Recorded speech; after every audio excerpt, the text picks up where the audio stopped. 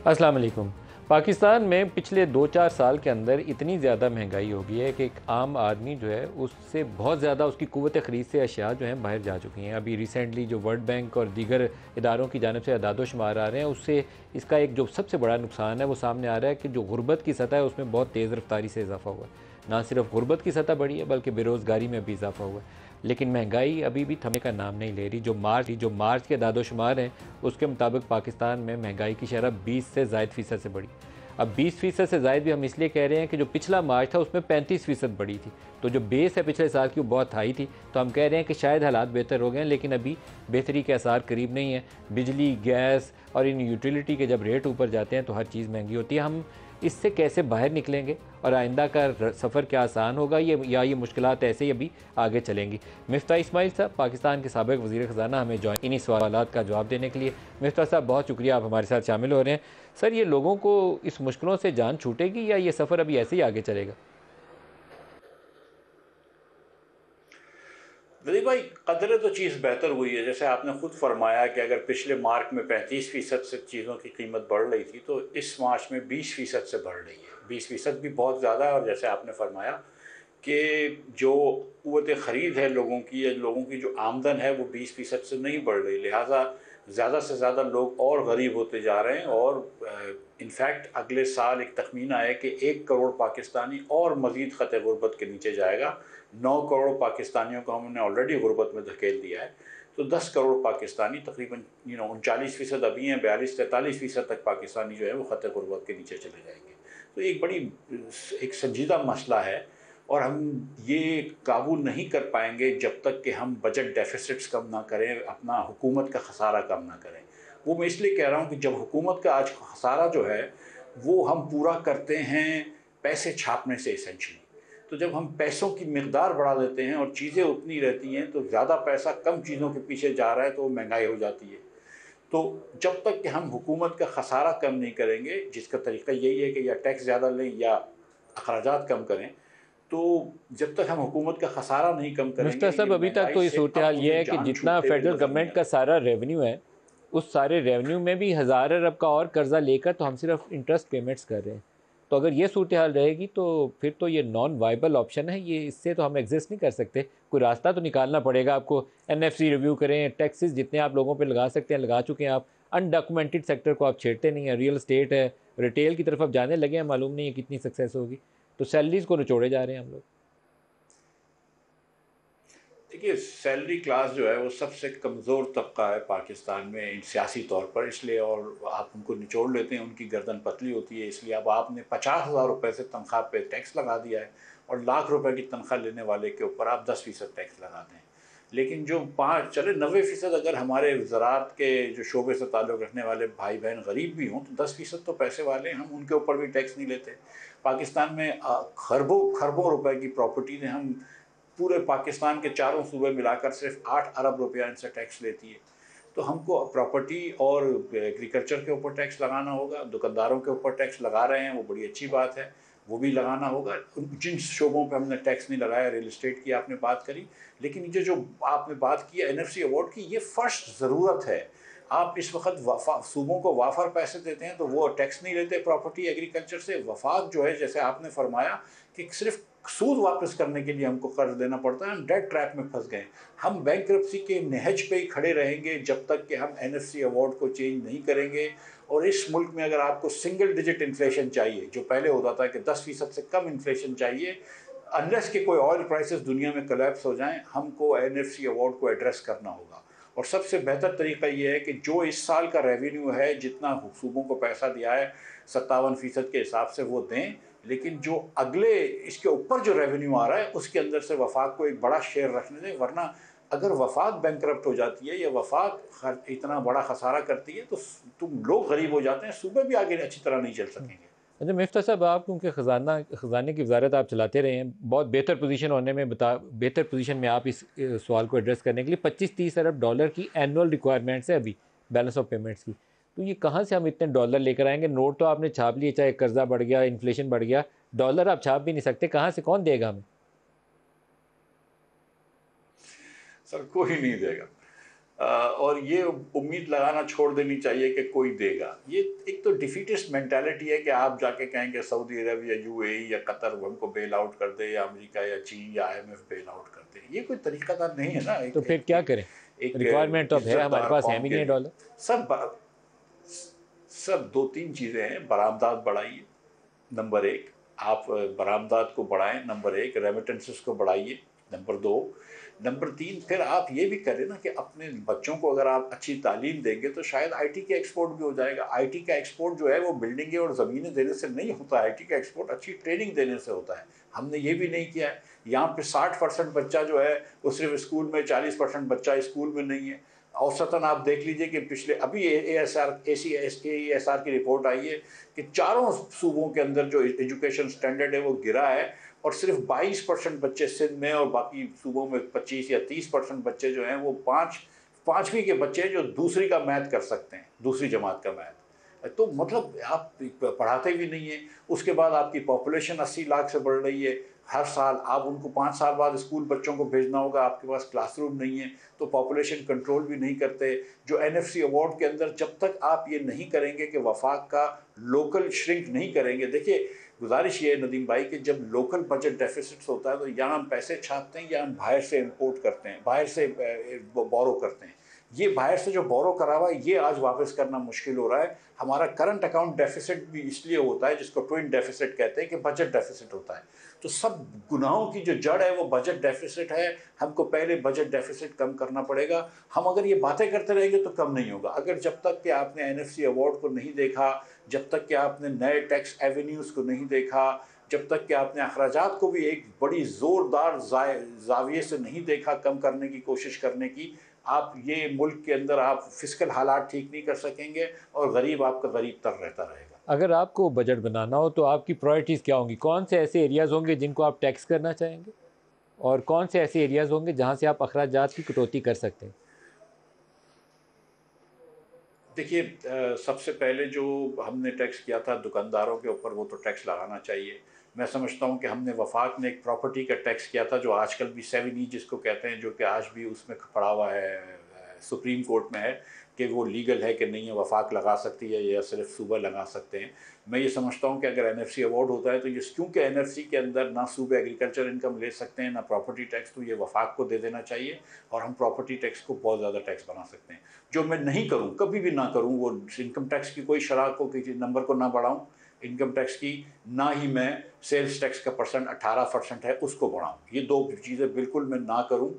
और उसके बाद आप जैसे कि एक मरतबा दुकानों पे टैक्स सेट कर लें तो आप उसके बाद सर्विस सेक्टर के अंदर और जगहों पे जाएं। ये हमारे डॉक्टर्स, लॉयर्स, अकाउंटेंट्स, ये जो हैं, ये आर्किटेक्ट्स, ये इतना टैक्स नहीं देते, यहाँ पे भी टैक्स कंप्लायंस करवाएं। ये वफाक की बात कर रहा हूँ मैं। और साथ साथ आप अखराजात को देखें। अखराजात में सर आप बहुत ज़्यादा सब्सिडी देते हैं पावर सेक्टर के अंदर, क्योंकि पावर सेक्टर के अंदर कॉस्टें बढ़ती रहती हैं, आप सारी कॉस्ट पास नहीं करते, आप उसको सब्सिडाइज करते हैं वफाक से।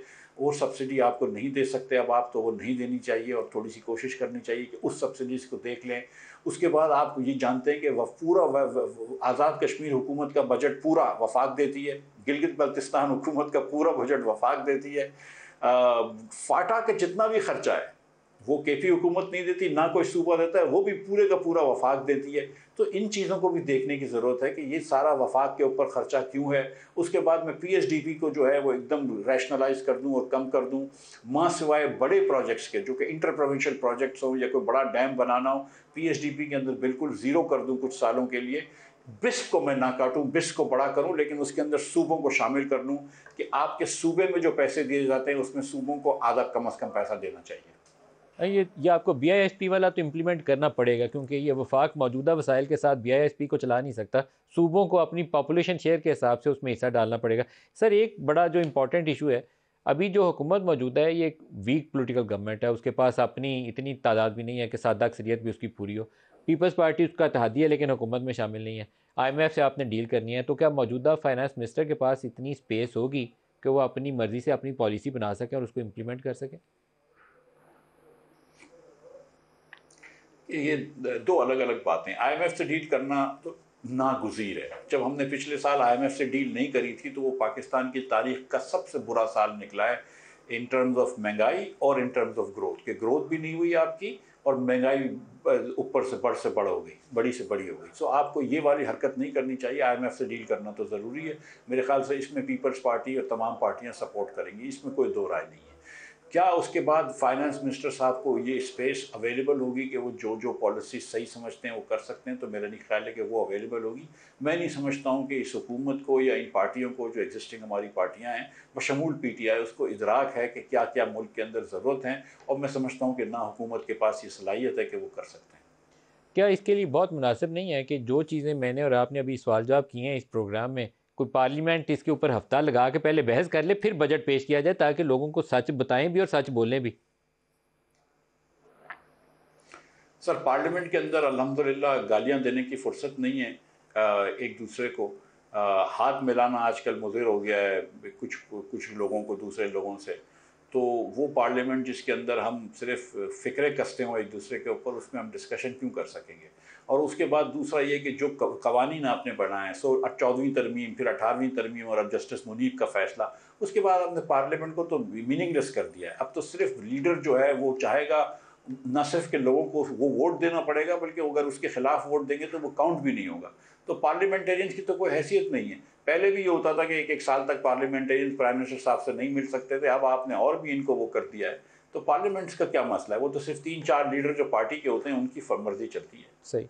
मिफ्ता इस्माइल साहब, पाकिस्तान के साबिक़ वज़ीर ख़ज़ाना, बहुत शुक्रिया, आपने हमें ज्वाइन किया। एक ब्रेक करीब आ गई है, ब्रेक ले लें। ब्रेक से वापसी के ऊपर पाकिस्तान में इकॉनमी को, मसाइल को एड्रेस करने के लिए IT ये कितना ज़रूरी है, अभी मिफ्ता साहब ने भी उसका जिक्र किया। ब्रेक से वापस आते हैं तो इसको डिस्कस करेंगे, हमारे साथ रहिए।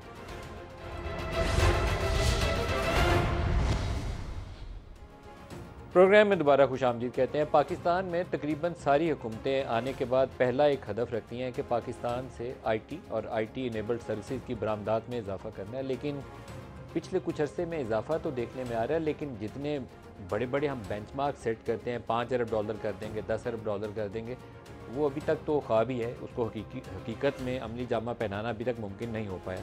मुश्किलात क्या है, कौन से ऐसे इश्यूज़ हैं जिनको एड्रेस करना ज़रूरी है बजट के हवाले से, पॉलिसी सतह पर? प्रोग्राम के इस हिस्से में उसके ऊपर बात करने के लिए हमारे साथ हैं शहज़ाद फातिमा, वज़ीर ममलकत हैं IT की, और इसके अलावा आसिफ पीर साहब हैं जो सिस्टम्स लिमिटेड के CEO भी हैं और IT के शोबे में जो बड़े नाम हैं उनमें से एक इनका शुमार होता है। आप दोनों का बहुत शुक्रिया। शहज़ाद, पहले आपसे स्टार्ट करूँगा। $5 अरब और $10 अरब का हदफ सेट करना बड़ा आसान काम है, लेकिन उसको हासिल करने के लिए अभी तक रुकावट क्या है? बिस्मिल्लाहिर्रहमानिर्रहीम। थैंक यू नदीम साहब।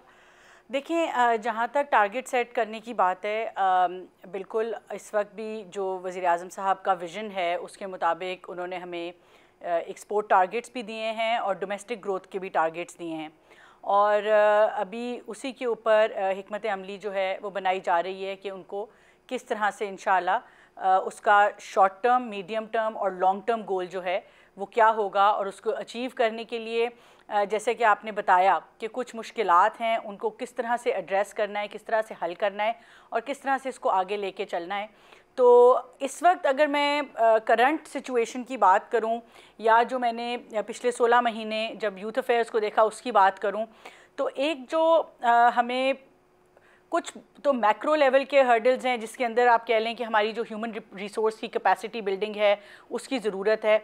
हमारी जो नौजवान नस्ल है और जो हमारा एक कह लें कि सबसे बड़ा पाकिस्तान का असासा है और सरमाया है, उनके लिए स्किल्स ट्रेनिंग, उनको ये हुनर सिखाना, और ऐसा हुनर सिखाना जो कि सिर्फ़ उनको एक कागज़ी डिग्री ना दे दे, मगर उनकी जो असल में उनके ऐसा हुनर आए जो कि उनको नौकरी के लिए काबिल बना सके। तो एम्प्लॉयबिलिटी जो है इस सेक्टर में यूथ की, वो बड़ी डिपेंड करती है कि उनको किस लेवल का स्किल दिया जाता है। तो एक तो रुकावट ये है कि हमारी जो लार्जर ह्यूमन रिसोर्स है, जो हमारी यूथ पॉपुलेशन है, उसकी हमने कैपेसिटी बिल्डिंग कैसे करनी है, उसको हमने वो हुनर कैसे दिलाना है।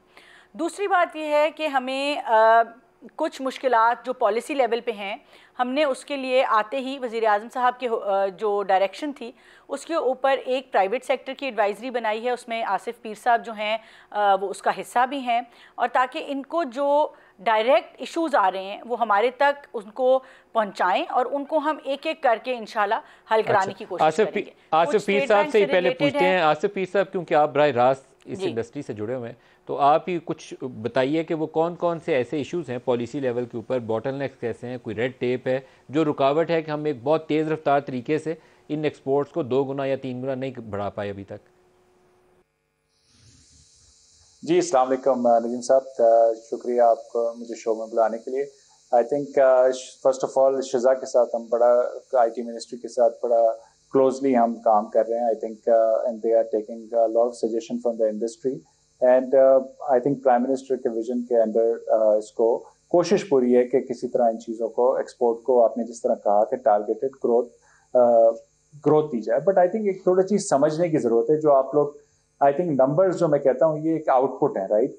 तो अब आप उसको 2 गुना कर दें, 4 गुना कर दें, इससे कोई नंबर्स के लिए मैं कमेंट नहीं करूँगा। बट आई थिंक इसके लिए स्ट्रक्चरल चीज़ें जो शिजा ने भी कहा अभी कि हमें सप्लाई पे काम करना है, लेकिन इससे पहले डिमांड जनरेशन जो है ना वो हमारे लिए बहुत इंपॉर्टेंट है। हमारी IT एक्सपोर्ट्स बढ़ाने के लिए आपको ऑफ कोर्स जाके बाहर अपनी स्किल सेट को सेल करना है, और उसके लिए मैं बार बार कहता रहा हूँ कि आई थिंक हमें जितनी ब्रांडिंग, हम positive branding from a media perspective, हमारे पर्सपेक्टिव से हम पाकिस्तान का ब्रांड परसेप्शन इंप्रूव करेंगे और लोगों को बताएंगे कि क्यों पाकिस्तान IT सेक्टर में या BPO की सर्विसेज में Pakistan is important and what kind of skill set we have. अगर हम ये जब बताना शुरू करेंगे और इसकी ब्रांडिंग करेंगे, प्रोजेक्शन करेंगे, तब हमारे पास इसका एक इनपुट आना शुरू होगा और डिमांड जनरेशन तेजी से होगी। अभी जिस तरह I would like to highlight कि अभी जिस तरह प्राइम मिनिस्टर साहब ने बड़ा सक्सेसफुल, जिस तरह हमें न्यूज़ आ रही है सऊदी अरेबिया का जो दौरा हुआ है अभी, और उसमें काफ़ी इन्वेस्टमेंट्स की भी न्यूज़ आ रही हैं, अच्छी अच्छी खबरें आ रही हैं। आई थिंक सऊदी अरब and GCC countries, if we can latch on to them, कि अगर हम किसी तरह उनके साथ अपनी एक्सपोर्ट्स के लिए IT सर्विसेज की कंपनी, सऊदी कंपनीज पाकिस्तान में आए, यहाँ पर अपना सेटअप करें, हमारे साथ JVs करें, दूसरी कंपनीज के साथ JVs करें, अपनी इनोवेशन हब यहाँ बनाए, अपना रिसर्च एंड डेवलपमेंट, अपनी प्रोडक्ट डेवलपमेंट, और हमें जो सर्विसेज का जो अब इस वक्त हमारी IT exports, I think IT ministry Shiza can give you the number as well, सऊदी के साथ हमारा ना होने के बराबर है। I think it's less than $50 million, right? Potential is easily scaling up if we can align. अगर हम गवर्नमेंट के साथ अलाइन करते हैं, उनके साथ जो गवर्नमेंट का काम है, कितनी पब्लिक सेक्टर ऑर्गेनाइजेशन है, if government can direct them के send the work to Pakistan as well and alliance create करें, आई थिंक इससे बहुत बड़ा पोटेंशियल। और सारी GCC कंट्रीज में इनफैक्ट आई थिंक हम लोगों ने एक और भी बात अपनी इस कमेटी के थ्रू कही है कि जिस तरह हम बाहर जाएं, रोड शोज करें, प्राइम मिनिस्टर को लेके जाएं, IT मिनिस्ट्री हमारे साथ हो, हम प्रोजेक्ट करें कि जो भी हर्डल्स जिस भी कंपनी को है हम उनको उसी वक्त सॉर्ट करें अंडर दिस अम्ब्रेला, एंड चाहे यूरोप हो चाहे US की कंपनीज हो, और उनको हम इनकरेज करें कि वो पाकिस्तान में ज़्यादा से ज़्यादा काम भेजें हमें और हमारे साथ इनोवेशन करें। और दूसरी चीज़ ये है कि अगर आपको एक्सपोर्ट बढ़ानी और FDI लेके आना है, तो आपको ज़ाहिर है कुछ इनोवेशन, कुछ प्रोडक्ट डेवलपमेंट ऐसी चीज़ें होती हैं जो कि कम रिसोर्सेज के साथ भी हो सकती हैं। और I think on the contrary side, जो सप्लाई साइड है, आई थिंक वो स्किल इतनी जल्दी है, जो आप लोग कहते हैं कि डबल ट्रिपल, आई थिंक ये एक प्रोसेस है।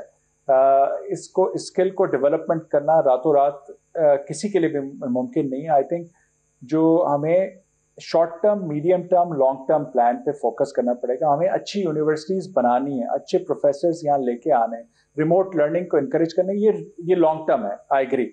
बट शॉर्ट टर्म हमें बहुत सारे वोकेशनल ट्रेनिंग प्रोग्राम्स हमें चलाने पड़ेंगे। Industries need to pitch in, it's not government job, I can always say that कि इट्स नॉट गवर्नमेंट ने आके सब करना है। हमें इंडस्ट्री ने, हर इंडस्ट्री की कंपनी ने, हम लोगों ने मेंटोर करने हैं, बच्चे ट्रेन करने हैं और उनको जॉब पे लेके आना है, चाहे वो यूनिवर्सिटी के ग्रेजुएट हों, चाहे वो एक्सपीरियंस हो, उनके अच्छी जॉब्स नहीं मिल रही, हमें उनको इस टैलेंट को, रॉ टैलेंट को कल्टिवेट करना और टैलेंट में कन्वर्ट करना, हमारी रिस्पॉन्सिबिलिटी है।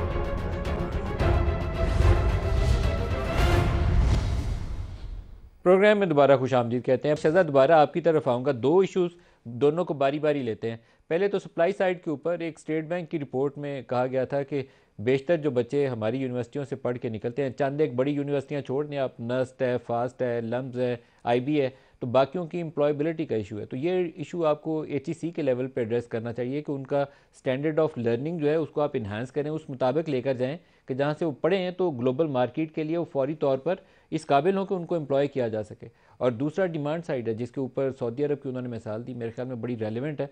सऊदी अरब में पूरी दुनिया की कंपनियां आजकल जाती हैं और रियाद में, जद्दा में ऑफिस खोल रही हैं, तो क्यों नहीं हम अपनी कंपनियों के साथ काम करते और इनको फैसिलिटेट करते।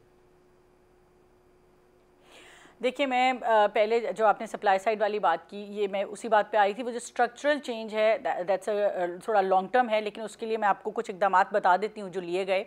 वो सबसे पहले तो ये है कि एक इंडस्ट्री एकेडेमिया ब्रिज स्टार्ट किया गया, जिसमें यही कोशिश है कि जो 4 साल का एक डिग्री प्रोग्राम होता है, अगर आप दुनिया में देखें, not to undermine the importance, मगर IT इतनी तेज़ी से तब्दील होता है कि उसके सिलेबस को अप टू डेट रखना जो है वो एक चैलेंज हो जाता है। तो उसके लिए जो इंडस्ट्री एकेडेमिया ब्रिज है उसका ये मकसद है कि 6ठे और 7वें सेमेस्टर के जो बच्चे हैं और 8वें, उनको हम बूट कैंप्स कराएं। इंडस्ट्री आके बूट कैंप कराती है और उसके बाद वो उनको एम्प्लॉयबल बना के अपने पास हायर कर लेती है, क्योंकि इंडस्ट्री की भी ये डिमांड थी कि उनको ऑन जॉब ट्रेनिंग ज़्यादातर बच्चों को करानी पड़ी है। तो एक तो ये इंडस्ट्री एकेडेमिया ब्रिज डेवलप किया जा रहा है। दूसरा ये किया जा रहा है कि एक स्टैंडर्ड टेस्ट लिया गया जिसके मुताबिक हम कोशिश ये करें, 13,000 बच्चों ने वो टेस्ट लिया और उसका नतीजा वही निकला जो आपने अभी बात की कि बहुत ज़्यादा बच्चे एम्प्लॉयबल नहीं थे। सो अभी हम इंडस्ट्री के साथ ही इस डिस्कशन में हैं कि किस तरह इस टेस्ट को बेहतर बना के ज़्यादा स्टैंडर्डाइज करके, ताकि जिस तरह एक आप कह लें कि इससे हमें यूनिवर्सिटीज़ का अंदाज़ा होना शुरू हो जाएगा कि कौन सी यूनिवर्सिटी कैसा परफॉर्म कर रही है।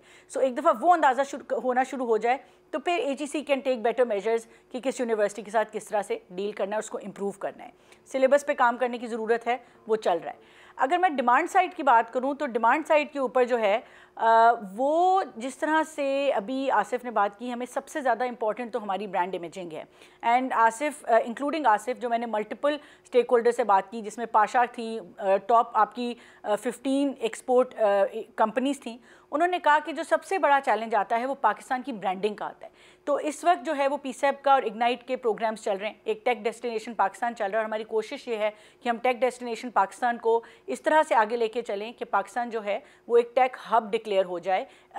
अगर ग्लोबली नहीं तो कम से कम रीजनली जो है we should be the go to place for specially like Asif again said GCC countries, कि यहाँ से ह्यूमन रिसोर्स जो है उसको हम प्रोवाइड कर सकें, सर्विसेज अपनी एक्सपोर्ट कर सकें। जापान की बहुत मेजर रिक्वायरमेंट है, यूरोपियन कंट्रीज़ की जहाँ पे पॉपुलेशन डिक्लाइन कर रही है वहाँ पे हमारा यूथ जो है, that is where we say that it is our biggest asset. अगर हम उसकी डिमांड को, उसकी सप्लाई को बेहतर तरीके से चैनलाइज कर लें तो I think we can get a lot of international demand as well. हमें आलमी सतह के ऊपर जो है बहुत ज़्यादा हमारे बच्चों को वो मौके हासिल हो सकते हैं। दूसरी जो बात है वो ये है कि हमारे यहाँ जो एक मैक्रो इकोनॉमिक स्ट्रक्चर है या जो मैक्रो इकोनॉमिक चैलेंजेस मैं उनको कहूँगी, कुछ हमें मुश्किलात दरपेश हैं पिछले चंद अरसे से, उसको हल करने की कोशिश कर रहे हैं। जिसमें कंपनीज़ को एक बहुत बड़ा मसला आता था कि उन्होंने डॉलर जो है वो रिटेन करना होता था, मगर स्टेट बैंक जो है वो उसको कन्वर्ट कर देता था रुपए में, तो उसकी रिटेंशन 35% से 50% पे इंक्रीज़ कर दी गई। और इसी तरह अब उसकी जो अगला स्टेप है वो ये है कि किस तरह ये जो कंपनीज़ हैं वो इस डॉलर को मुल्क से बाहर अगर वो सरमायाकारी करना चाहती हैं, IT कंपनीज़ एक्विजिशंस करनी होती हैं, उसके अंदर वो किस तरह इन्वेस्टमेंट के लिए वो डॉलर्स इस्तेमाल कर सकें। तो उसके लिए ज़ाहिर है कुछ IMF के भी जो हैं वो नुकात हैं जिनको देखना पड़ेगा। फाइनेंस मिनिस्टर के साथ इंशाल्लाह हम अगले हफ्ते मीटिंग करेंगे। लेकिन ये इनके छोटे छोटे ऐसे स्टेट बैंक के साथ और पॉलिसी के मसाइल हैं जिनको मेरे ख्याल से कि अगर हम हल कर दें, और वज़ीर आज़म साहब का विज़न ये है कि हुकूमत को इस वक्त जो सबसे ज़रूरी काम करना है वो ये है कि मुश्किलात नहीं पैदा करनी, और जहाँ पे प्राइवेट सेक्टर को हुकूमती रेगुलेशंस की वजह से मुश्किलात आ रही हैं उनको रिव्यू करना है और उन रेगुलेशंस को तब्दील करना है और प्राइवेट सेक्टर के लिए रास्ता जो है वो हमवार करना है। क्योंकि ये ग्रोथ जो है ना, एक आखिरी में बात कर लूँ कि एक बहुत बड़ा जो पिछले कुछ सालों में हमने मसला देखा वो ये था कि सारे डोमेस्टिक कॉन्ट्रैक्ट्स जो है वो हुकूमत ले जाती है। सो हुकूमती इदारों ने खुद ऑपरेशंस शुरू कर दिए जो कि प्राइवेट सेक्टर को करने चाहिए थे, जिन कॉन्ट्रैक्ट्स, हुकूमती कॉन्ट्रैक्ट्स की वजह से हमारे हमसाए मुल्क की कंपनीज ग्रो की और वो बड़ी बड़ी आज आलमी सतह के ऊपर ग्लोबल एंटिटीज़ बन गई। वो वाले कॉन्ट्रैक्ट्स अनफॉर्चुनेटली हुकूमत जो है वो खुद हुकूमती इदारे करना शुरू कर देते हैं। तो कोशिश ये करनी है कि हुकूमत के रोल को जो है वो रोल बैक किया जाए, उसको कम से कम रखा जाए, और प्राइवेट सेक्टर को हम जितना इंकरेज कर सकते हैं वो करें। और यही जो है वज़ीर आज़म साहब का आसिफ साहब जो है। एक और जो चीज़ जिसके ऊपर प्राइवेट सेक्टर काम कर सकता है, दुनिया में बहुत बड़ी बड़ी यूनिवर्सिटियाँ हैं, आप MIT की मिसाल ले सकते हैं, कैलटेक ले लें या और किसी बड़े इदारे का नाम ले लें, उनके साथ जॉइंट वेंचर्स पाकिस्तान में मिल के शुरू किए जा सकते हैं। उनकी डिग्री प्रोग्राम यहाँ पढ़ाए जाएँ, मास्टर्स के लिए बच्चे वहाँ जाएँ, BSc यहाँ कर लें। प्राइवेट सेक्टर को भी इसमें इनिशिएटिव लेना चाहिए। शायद ये सारे काम गवर्नमेंट ना कर सके, हो सकता है हुकूमत भी कर सके, लेकिन प्राइवेट सेक्टर अगर आगे आए तो काम ज़्यादा आसान हो जाएगा।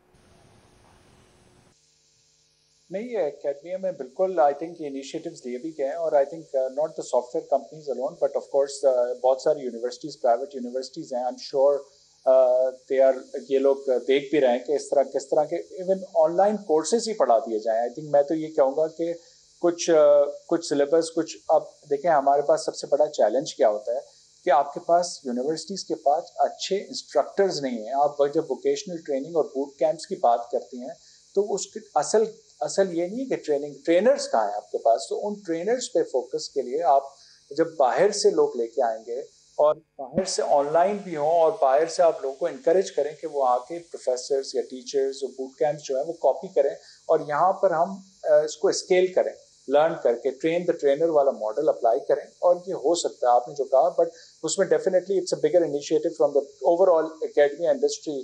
जो एक इंडस्ट्री है, इनको ये पार्टनरशिप्स करनी चाहिए, उनको एक्सप्लोर करना चाहिए। ये एक बहुत बड़ा एवेन्यू है जिससे इंस्ट्रक्टर्स एंड फैसिलिटेशन इम्प्रूव होती है।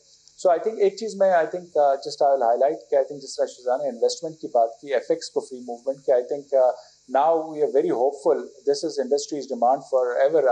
मैं काफ़ी अर्से से आपके शो में भी मैंने कहा, I think, but I am very positive with Shiza's personal commitment, IT ministry and finance ministry, they know that कि this is the bottleneck कि foreign exchange को unleash करना पड़ेगा क्योंकि मेरे बहुत सारे छोटी कंपनियों को भी इश्यूज है कि हम लोगों को हमें इनकरेज करना है। देखें क्या करना है नदीम साहब, जो छोटी कंपनियां जो डोमेस्टिक काम करती हैं, हमें उनको इनकरेज करना है, तुम जाके बाहर जाके एक्सपोर्ट करो, खुद निकलो बाहर, खुद जाके सेलिंग करो as a entrepreneur, right. But वो कहते हैं कि हमारे पास कुछ पैसे तो हों, हम किस तरह जाके वहाँ सेटअप करें, किस तरह बंदे हायर करें मिनिमम। तो आई थिंक जब आप इंकरेज करेंगे लोगों को तो कुछ इन्वेस्टमेंट अलाउ करेंगे, FX को डीरेगुलेट करेंगे IT इंडस्ट्री के लिए, इससे बहुत फायदा होगा। आई थिंक छोटे छोटे entrepreneurs they will all go abroad and they will try to bring the work, जितना भी काम ला सकते हैं, वो छोटा बड़ा 100 बंदों का, 50 बंदों का, हम लोग 1000 बंदों की बात करते हैं, छोटी कंपनी 50-100 बंदों से, बट कहीं तो शुरू करें हम। तो आई थिंक ये बहुत बड़ी जो हम काम कर रहे हैं, आई थिंक IT मिनिस्ट्री के साथ right now I am very positive कि ये एक बहुत छोटा सा इशू है, ये अनलीश हो गया तो आई थिंक इससे बहुत ट्रू पोटेंशियल सामने आएगा और छोटी सी ग्रोथ हमारी तेजी से बढ़ेगी ग्रोथ।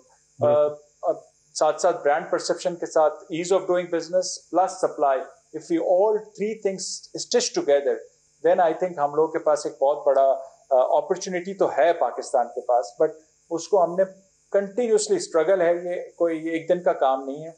वी हैव टू रोज पुश करना है और हम सबको, मैंने आपने जिस तरह कहा कि हर इंडस्ट्री प्लेयर को अपना रोल प्ले करना है, it's not government job only.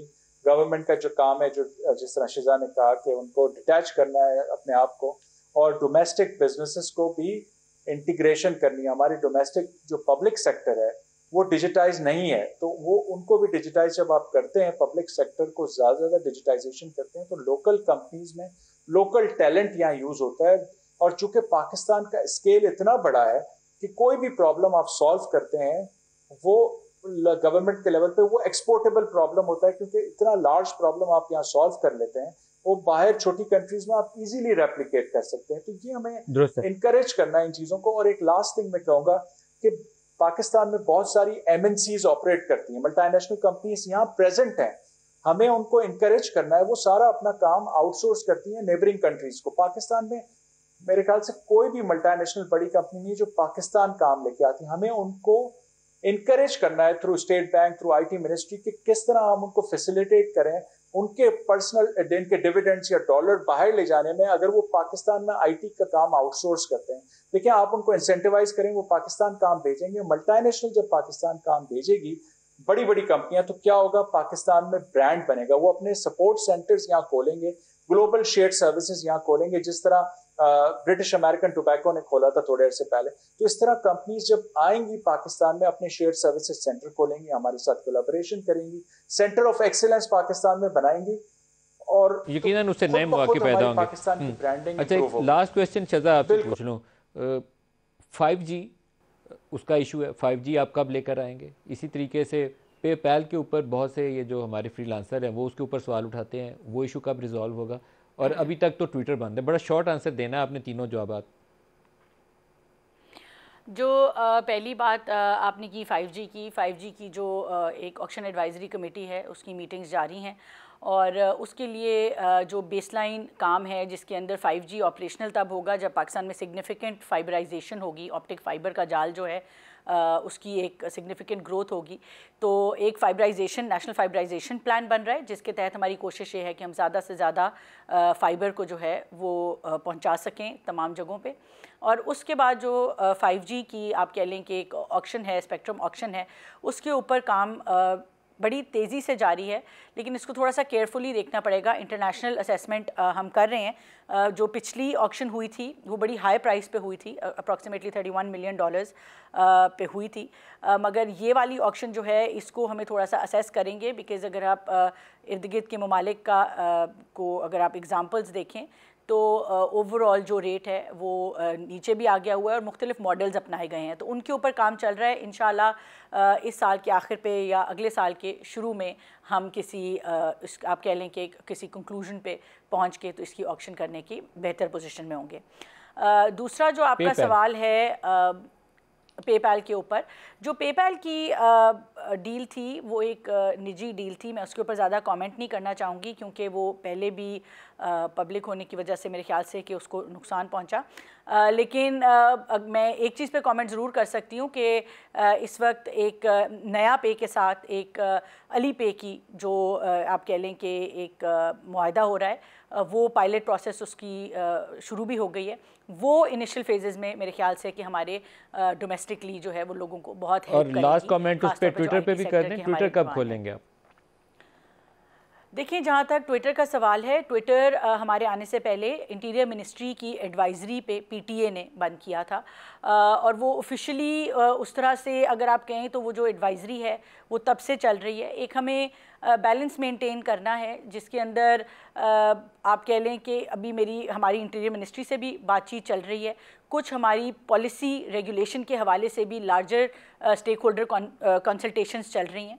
मैं किसी भी सूरत इस बात की बिल्कुल हिमायत नहीं करूंगी कि किसी भी फ्रीडम ऑफ एक्सप्रेशन को रोकना चाहिए, लेकिन मैं इतना ज़रूर कहूँगी कि जो फ्रीडम ऑफ एक्सप्रेशन होता है, जो आपकी हक़े रायदही होती है, उसके साथ साथ बहुत ज़्यादा रिस्पॉन्सिबिलिटी भी इंटेल करती है। और उस रिस्पॉन्सिबिलिटी को हमने किस तरह इंश्योर करना है, अगर हम अपने इर्द गिर्द के तमाम ममालिक देखें तो हर मुल्क में, चाहे वो अमेरिका है, कनाडा है, ऑस्ट्रेलिया है, इंडिया है, हर मुल्क में रेगुलेशंस हैं जो कि सोशल मीडिया को रेगुलेट करती हैं, उसके कंटेंट को रेगुलेट करती हैं। हमारे यहाँ पे उसकी पॉलिसी लेवल पे बहुत ज़्यादा काम नहीं। मेरे पास प्रोग्राम का यहाँ वक्त खत्म हो रहा है, लेकिन जब हम IT को ज़्यादा खोलना चाहें दुनिया के लिए तो हमें अपनी पॉलिसीज़ को भी उसके मुताबिक ही सज़ा वज़ा करना चाहिए। शहज़ाद फातिमा और आसिफ पीर साहब, आप दोनों का बहुत शुक्रिया। आज के प्रोग्राम से इतना ही, इजाज़त दीजिए। अल्लाह हाफ़िज़।